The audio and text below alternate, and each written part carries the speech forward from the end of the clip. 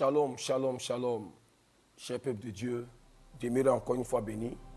Merci à tous. Nous recevons vos appels et ça nous fait du bien. Merci pour vos soutiens. Merci pour vos encouragements. Aujourd'hui, nous sommes le lundi 13 décembre. Nous sommes à la veille d'une date dont je vous ai parlé la semaine passée. Cher peuple de Dieu, je vais prier parce qu'on va aller vite. Je vais bénir ton nom, le Dieu créateur du ciel et de la terre. Toi qui m'envoies parler de ta part. Je vais bénir ta parole. Je vais bénir le cœur de ceux-là et toutes ces personnes qui me suivent depuis les positions. Viens conduire ce moment selon toi-même.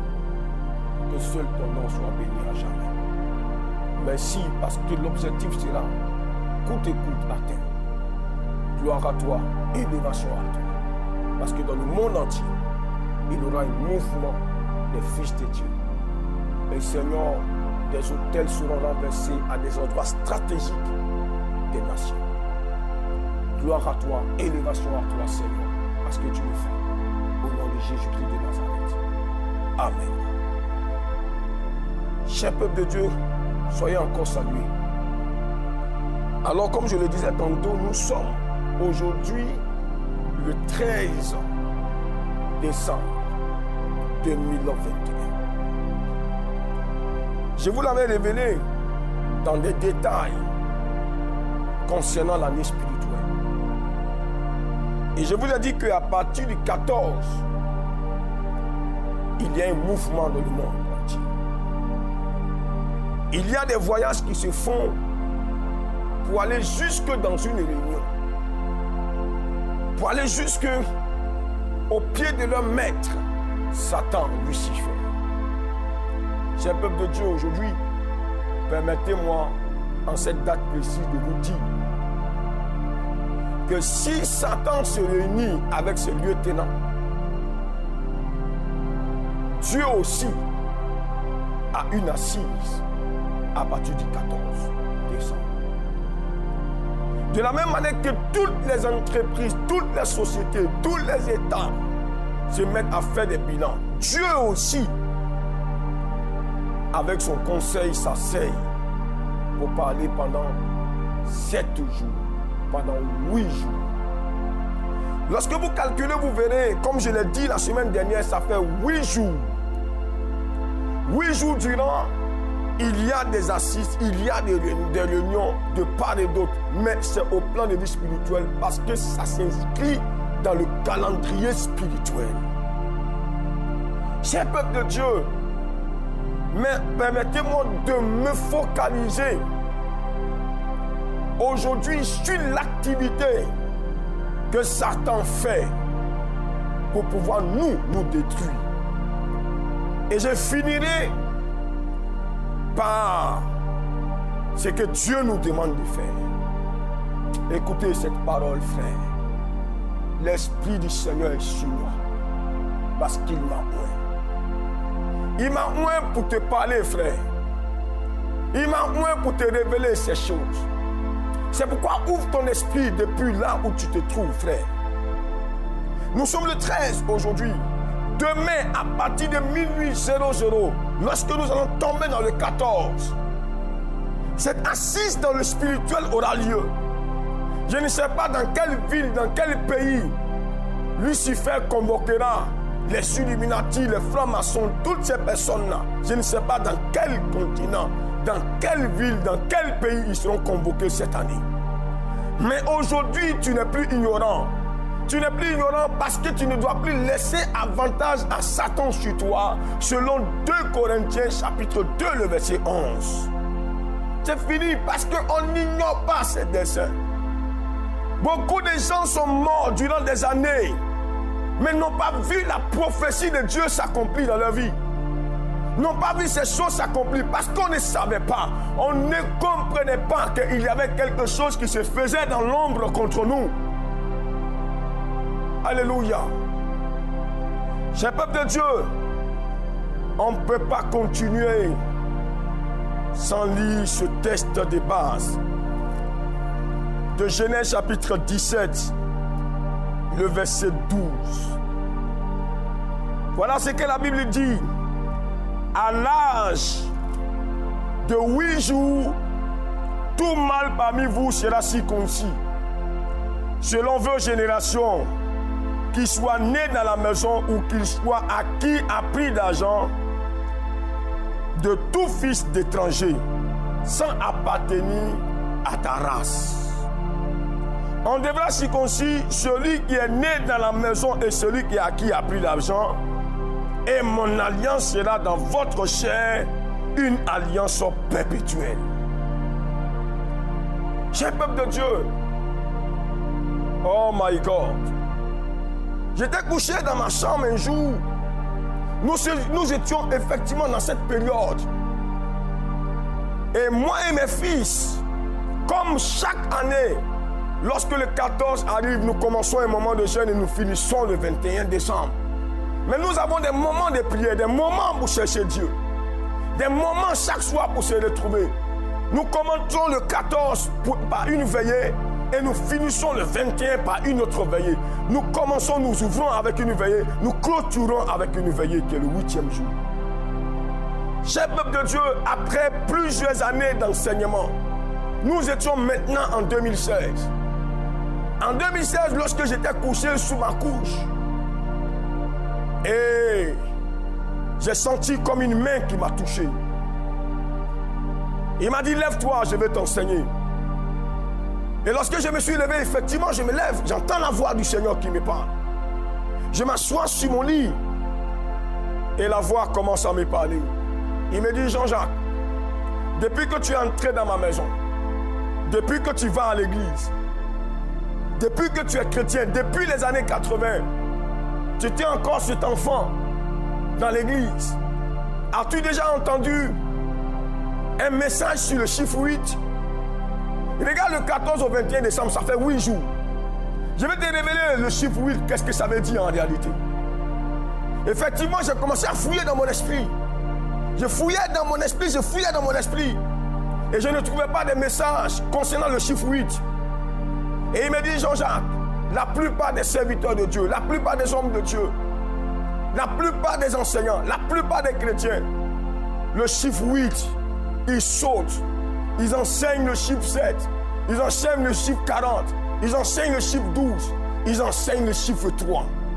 Le chiffre 7 qui est le chiffre de la perfection, on vous l'a appris. Le chiffre 7 qui est le chiffre de la perfection, on vous l'a dit. Le chiffre 3, c'est le chiffre de la Trinité, le chiffre de l'Esprit. Tout ça, on vous l'a dit. Mais le chiffre 8, est-ce que vous savez ce que ça veut dire? Jean-Jacques, je vais t'enseigner. Cher peuple de Dieu, alors, Dieu va me parler ce jour-là. À chaque fois que Dieu va me donner une révélation, Dieu va me donner un réma, les larmes coulent de mes yeux, frère. Oh my God. Ce jour-là, j'ai pleuré encore sur ma couche. J'ai pleuré pendant que j'étais couché là, j'étais assis là. Frère, les larmes ont commencé à couler de mes yeux parce que j'ai commencé à dire au Seigneur, mais il y a des choses que tu me dis, il y a des choses que tu me révèles. Papa, c'est trop fort pour moi. Il dit, Jacques, parce que je t'ai choisi afin que tu parles. Écoutez bien ceci. Depuis le mois d'août, j'ai commencé à planter le décor. Bientôt, frère, hey my God, bientôt, frère, l'église elle-même sera redressée. L'église elle-même sera redressée. Les nations elles-mêmes seront redressées. Écoutez cette parole, frère. Parce que Dieu a commencé à implanter un certain nombre de choses afin que l'Église, afin que les nations entendent audiblement sa voix, que les gens s'asseyent et qu'ils écoutent sa voix. Il m'a dit, Jean-Jacques, le chiffre 8 observe bien et il me montre dans cette vision. Il va me faire comprendre quelque chose que je vais te révéler aujourd'hui. Alléluia. Écoute bien ceci. Donc Dieu va me dire pendant 7 jours, du 14 au 20, ils font un bilan. Moi aussi je fais un bilan. Je fais asseoir des projets. le diable aussi, votre adversaire, fait aussi des projets. Pendant qu'il fait cela, 7 jours achevés, le lendemain c'est le 8e jour. Le 8e jour, il n'y a plus de réunion. Le 8e jour, il n'y a plus d'assises. Le 8e jour, rien ne se fait. Le 8e jour, frère, je suis en train de te dire que demain, le 14, quelque chose commence. Et le 21, une autre chose va se faire. Les 7 jours n'ont rien à voir avec le 8e jour. Écoutez cette parole, frère. Oh my God. J'ai la joie dans mon cœur parce que je vais te partager ceci. J'ai la joie dans mon cœur parce que je vais te partager quelque chose de fort. Écoute bien cette parole, frère. Pendant 7 jours, ils ont travaillé. Et Dieu va me dire, Jean-Jacques, pourquoi ils ne se sont pas basés sur le chiffre 7? Pourquoi ils ne se sont pas arrêtés sur le chiffre 7 qui est le chiffre de la perfection? Pour dire que bon, la réunion finit le 7e jour et que le 7e jour, chacun rentre chez lui. Pourquoi ils ne s'arrêtent pas là? Pourtant, c'est le chiffre de la perfection. Quand on parle de perfection, on parle de perfection. Ça veut dire que la chose est bouclée, c'est parfait, c'est clair.